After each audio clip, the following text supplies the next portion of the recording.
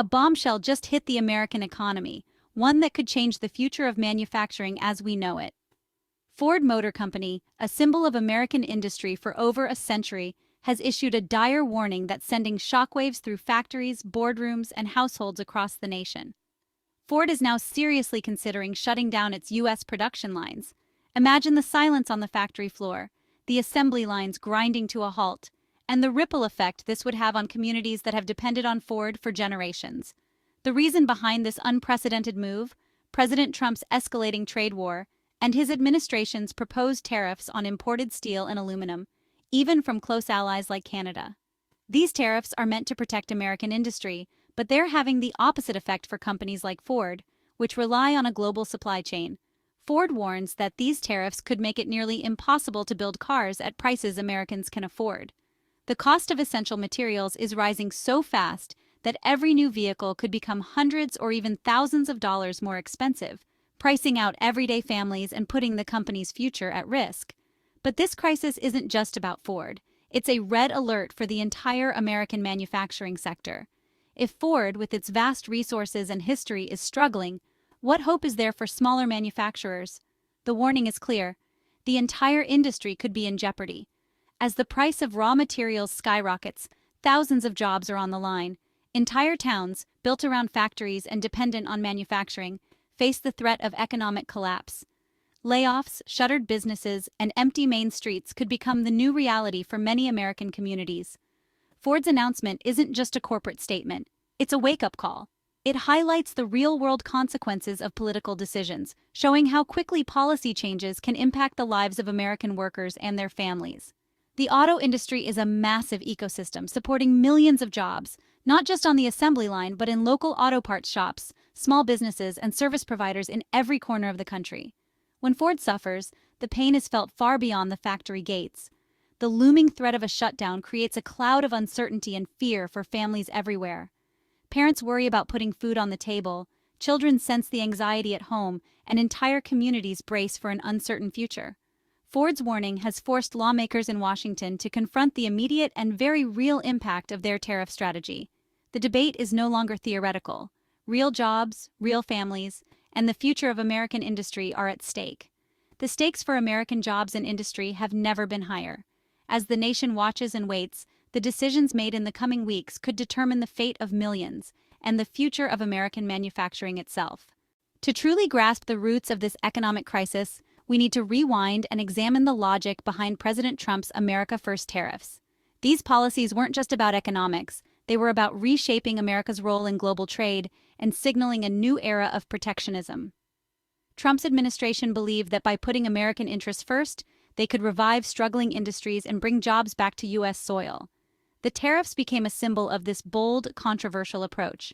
The administration imposed steep taxes, known as tariffs, on imported steel and aluminum, with the stated goal of shielding U.S. industries from what they saw as unfair foreign competition. The hope was that these taxes would make imported metals more expensive, encouraging American manufacturers to buy domestically produced steel and aluminum instead. Supporters argued this would revitalize factories, protect American jobs, and reduce the country's reliance on foreign suppliers. But including Canada, a country with which the U.S. shares one of the world's closest economic partnerships, in these tariffs shocked many observers. For decades, the U.S. and Canada have enjoyed a strong relationship built on free trade agreements like NAFTA and deeply integrated supply chains. Billions of dollars in goods cross the border every day, supporting millions of jobs on both sides.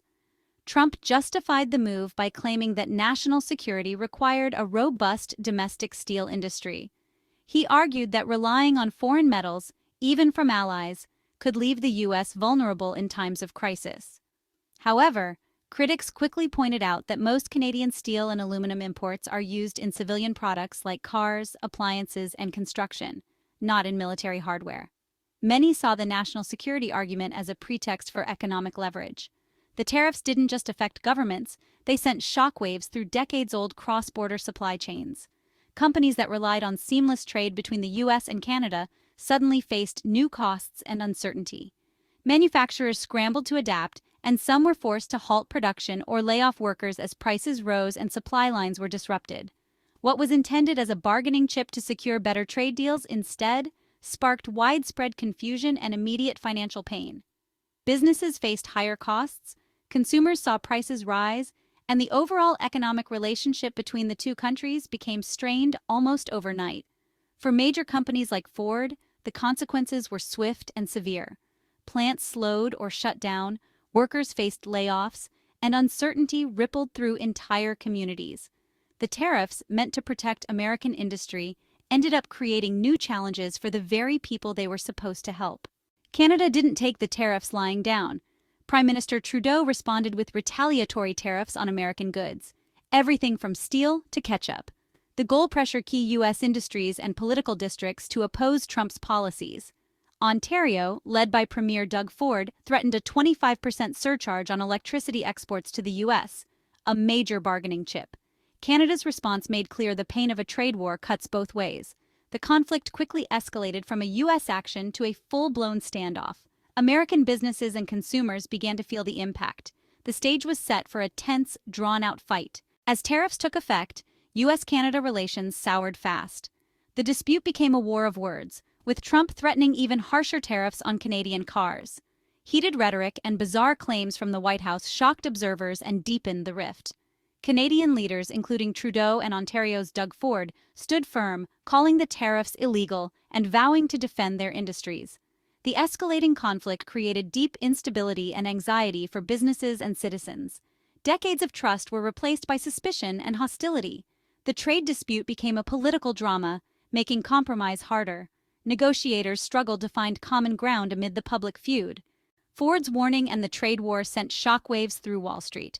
The Dow plunged, erasing billions in value as investors feared a global recession. Business leaders warned tariffs would trigger a domino effect, raising costs, disrupting supply chains, and threatening jobs. Companies like Whirlpool and Coca-Cola joined Ford in sounding the alarm. Higher costs meant either lower profits or higher prices for consumers. Many firms considered scaling back U.S. investments, risking layoffs. The policy meant to protect one industry was hurting many others. Even some Republicans called the tariffs a self-inflicted wound. Confidence in the administration's economic plan was crumbling. While leaders debated, American families faced rising costs. Tariffs on steel and aluminum meant higher prices for cars, appliances, and even canned goods. For families on tight budgets, these increases hit hard. The policy, meant to help workers, now threatened their purchasing power. Job losses loomed as industries dependent on steel and aluminum considered cutbacks. The trade-off? A few protected jobs in steel, but many more at risk elsewhere. For most families, the pain was immediate and the benefits uncertain. The middle class was left hanging in the balance. The Canada dispute was just one front in Trump's global trade war. At the same time, the U.S. was battling China, with both sides imposing massive tariffs. China hit back by targeting American farmers, devastating rural communities. The administration's confrontational approach left key U.S. sectors vulnerable. Moves to cut foreign aid and challenge global agreements signaled a shift toward isolationism. Allies felt alienated by America's unpredictable stance. The Canada fight was a symptom of a larger global storm. America's relationships with allies and adversaries were being reshaped.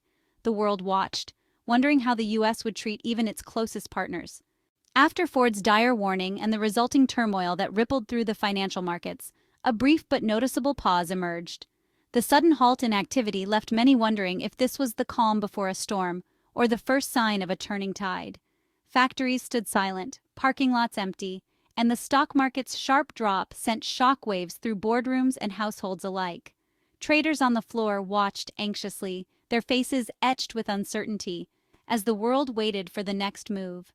In response to mounting pressure, Ontario's government took a bold step by suspending its controversial electricity surcharge, hoping to ease the burden on local industries. Meanwhile, President Trump, known for his unpredictable approach, surprised many by holding off on imposing additional tariffs, signaling a possible willingness to negotiate rather than escalate. With tensions momentarily eased, negotiators from both the United States and Canada returned to the table. Yet despite the renewed dialogue, the core issues, tariffs, trade imbalances, and national interests, remained stubbornly unresolved. The atmosphere was tense, with each side wary of making concessions that could be seen as weakness. Canada, determined to protect its industries and workers, demanded not just a temporary reprieve but a permanent end to U.S. tariffs. Canadian officials insisted on a return to fair and equitable trade, while protests outside embassies underscored the public's frustration and the high stakes involved. Across North America, business leaders watched the unfolding events with a mix of hope and anxiety.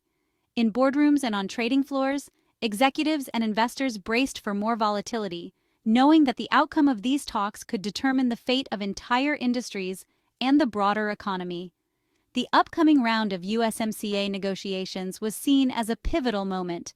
With representatives from the US, Canada, and Mexico gathered around the table, the world watched closely.